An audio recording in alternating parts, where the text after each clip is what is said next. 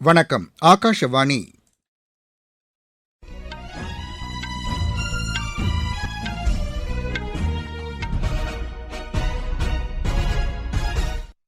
செய்திகள் வாசிப்பவர் ரெங்கநாதன். தலைப்புச் செய்திகள். சமூக வளர்ச்சிக்கான ஆராய்ச்சிக்கு பல்கலைக்கழகங்கள் முக்கியத்துவம் அளிக்க வேண்டும் என்று மத்திய கல்வி அமைச்சர் திரு தர்மேந்திர பிரதான் வலியுறுத்தியுள்ளார். வலுவான பாதுகாப்பான இந்தியாவை உருவாக்குவதற்கு இளைஞர்களின் பங்களிப்பு அவசியம் என்று முப்படைகளின் தளபதி ஜெனரல் அனில் சௌஹான் கேட்டுக் கொண்டுள்ளார். போலியோ இல்லாத இந்தியாவின் 15வது ஆண்டு விழா இன்று கொண்டாடப்பட்டது. ஈரான் நாட்டுடன் வர்த்தகம் செய்யும் நாடுகளுக்கு 25% கூடுதல் வரி விதிக்கப்படும் என்று அமெரிக்க அதிபர் திரு டொனால்டு ட்ரம்ப் அறிவித்துள்ளார். இந்திய ஓபன் பேட்மிண்டன் போட்டியில் இந்தியாவின் லக்ஷயா சென் 2வது சுற்றுக்கு முன்னேறியுள்ளார். இனி விரிவான செய்திகள். சமூக வளர்ச்சிக்கான ஆராய்ச்சிக்கு பல்கலைக்கழகங்கள் முக்கியத்துவம் அளிக்க வேண்டும் என்று மத்திய கல்வி அமைச்சர் திரு தர்மேந்திர பிரதான் வலியுறுத்தியுள்ளார். இந்திய அறிவியல் ஆராய்ச்சி கல்விக் கழகத்தின் நிலைக்குழு கூட்டத்திற்கு அவர் தலைமை தாங்கினார். இதுகுறித்து அவர் வெளியிட்டுள்ள சமூக வலைதள பதிவில் ஆராய்ச்சியை மேம்படுத்துவதற்கான நடவடிக்கைகள் குறித்து கலந்தாலோசித்ததாக கூறினார்.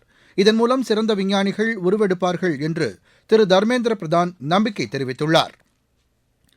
வளர்ச்சியடைந்த இந்தியாவுக்கான ஊரக வேலைவாய்ப்பு உறுதி மற்றும் வாழ்வாதார சட்டம் ஊரகப் பகுதிகளில் 125 வேலை நாட்களை உறுதி செய்வதாக மத்திய பணியாளர் நலத்துறை இணையமைச்சர் டாக்டர் ஜிதேந்திர சிங் தெரிவித்துள்ளார்.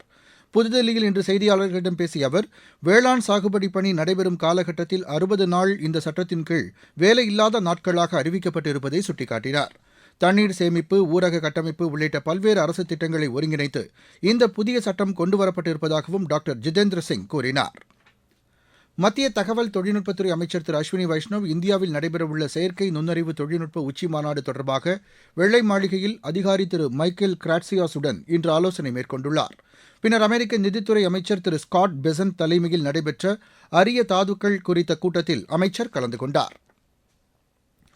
நாட்டின் ஜனநாயக கட்டமைப்பை அகற்றுவதற்கான முயற்சியை திரிணாமுல் காங்கிரஸ் மேற்கொண்டுள்ளதாக பிஜேபி குற்றம் சாட்டியுள்ளது. புதுதில்லியில் இன்று செய்தியாளர்களிடம் இதனை தெரிவித்த பிஜேபி செய்தித் தொடர்பாளர் திரு துஹின் சின்ஹா, திரிணாமுல் காங்கிரஸ் கட்சித் தலைவரும் மேற்குவங்க முதலமைச்சருமான செல்வி மம்தா பானர்ஜி சட்டவிரோத பண பரிவர்த்தனை வழக்கு தொடர்பாக ஐபாக் நிறுவனத்தின் மீது சோதனை மேற்கொண்டபோது அதனை தடுத்து நிறுத்தியதாக கூறினார். திரிணாமுல் காங்கிரஸ் கட்சி உள்நோக்கத்துடன் இதுபோன்ற நடவடிக்கைகளில் ஈடுபடுவதாகவும் அவர் குற்றம் சாட்டினார்.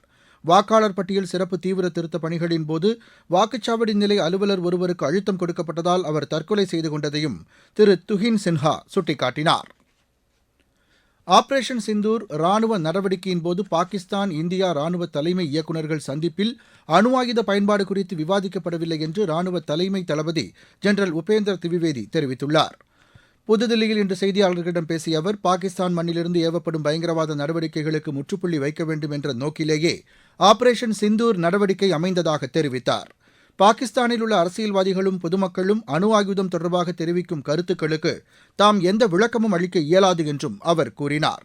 வழக்கமான முறைப்படியான ராணுவ நடவடிக்கைகளுக்கு முக்கியத்துவம் அளிக்கப்பட வேண்டும் என்பதில் இந்தியா உறுதியுடன் இருப்பதாகவும் அவர் தெரிவித்தார். ஜம்மு காஷ்மீரை பாகிஸ்தான் தாக்குதலில் இருந்து பாதுகாக்க வேண்டும் என்ற நோக்கிலேயே முப்படைகளும் செயல்பட்டதாகவும் அவர் கூறினார். பாகிஸ்தானிலிருந்து ஊடுருவ முயன்ற 100க்கும் மேற்பட்ட தீவிரவாதிகள் கொல்லப்பட்டதாகவும் அவர் தெரிவித்தார்.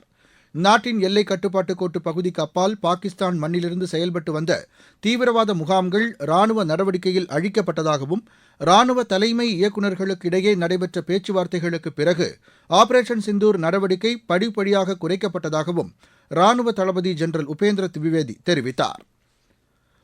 போலியோ இல்லாத இந்தியாவின் 15வது ஆண்டு விழா இன்று கொண்டாடப்பட்டது. கடந்த 2009ஆம் ஆண்டு இந்தியாவில் போலியோவால் பாதிக்கப்பட்ட 741 குழந்தைகள் கண்டறியப்பட்ட நிலையில் 2011ஆம் ஆண்டுக்கு பிறகு ஒரு குழந்தை கூட போலியோவால் பாதிக்கப்படவில்லை. அரசின் போலியோ சொட்டு மருந்து திட்டம் தொடர்ந்து மேற்கொள்ளப்பட்டு வருவதால் இந்தியாவில் போலியோ நோய் முற்றிலும் அகற்றப்பட்டதாக சர்வதேச குழந்தைகள் நல மருத்துவ சங்க தலைவர் டாக்டர் நவீன் தாக்கர் தெரிவித்துள்ளார். நீங்கள் கேட்டுக்கொண்டிருப்பது ஆகாஷவாணியின் செய்தி அறிக்கை.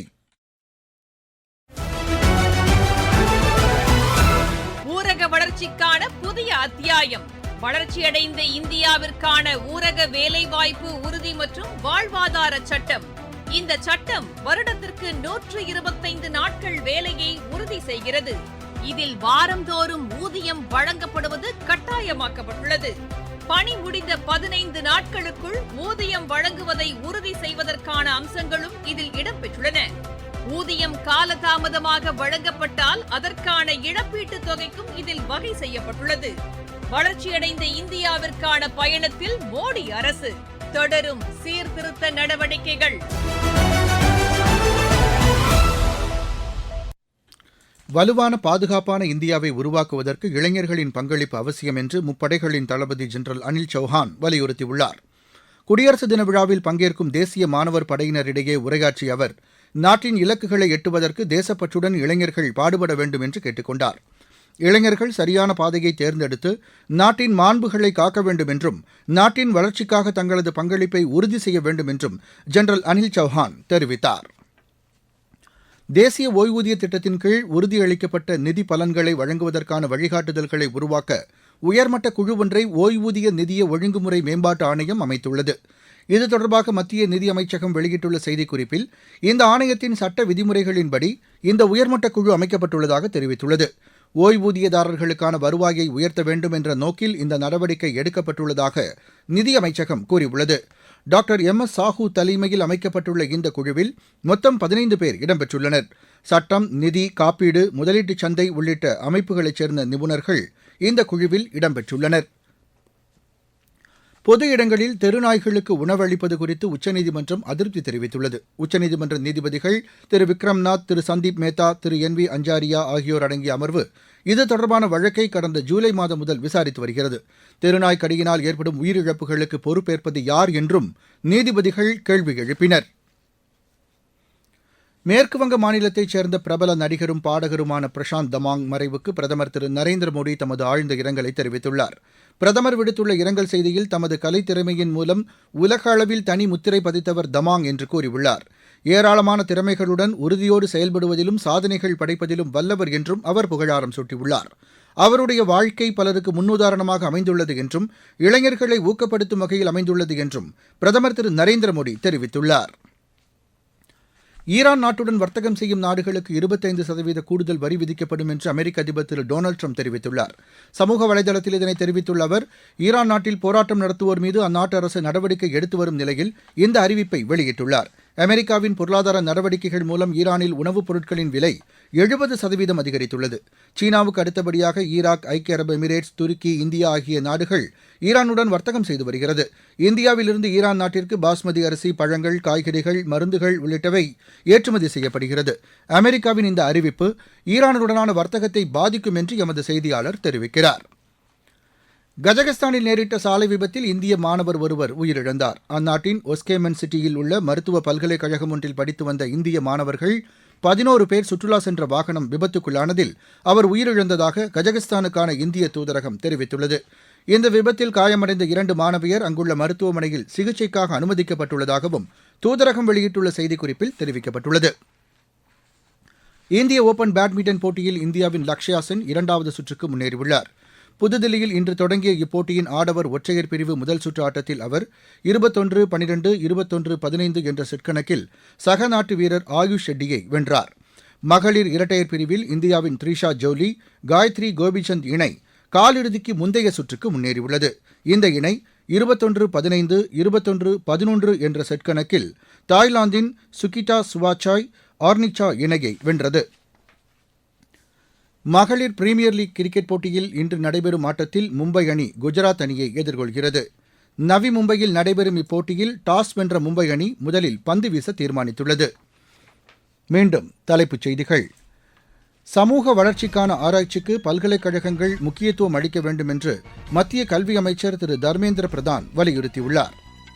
வலுவான பாதுகாப்பான இந்தியாவை உருவாக்குவதற்கு இளைஞர்களின் பங்களிப்பு அவசியம் என்று முப்படைகளின் தளபதி ஜெனரல் அனில் சௌஹான் கேட்டுக் கொண்டுள்ளார். போலியோ இல்லாத இந்தியாவின் 15வது ஆண்டு விழா இன்று கொண்டாடப்பட்டது. ஈரான் நாட்டுடன் வர்த்தகம் செய்யும் நாடுகளுக்கு 25% கூடுதல் வரி விதிக்கப்படும் என்று அமெரிக்க அதிபர் திரு டொனால்டு ட்ரம்ப் அறிவித்துள்ளார். இந்திய ஓபன் பேட்மிண்டன் போட்டியில் இந்தியாவின் லக்ஷயா சென் 2வது சுற்றுக்கு முன்னேறியுள்ளார். இத்துடன் இந்த செய்தி அறிக்கை நிறைவடைந்தது.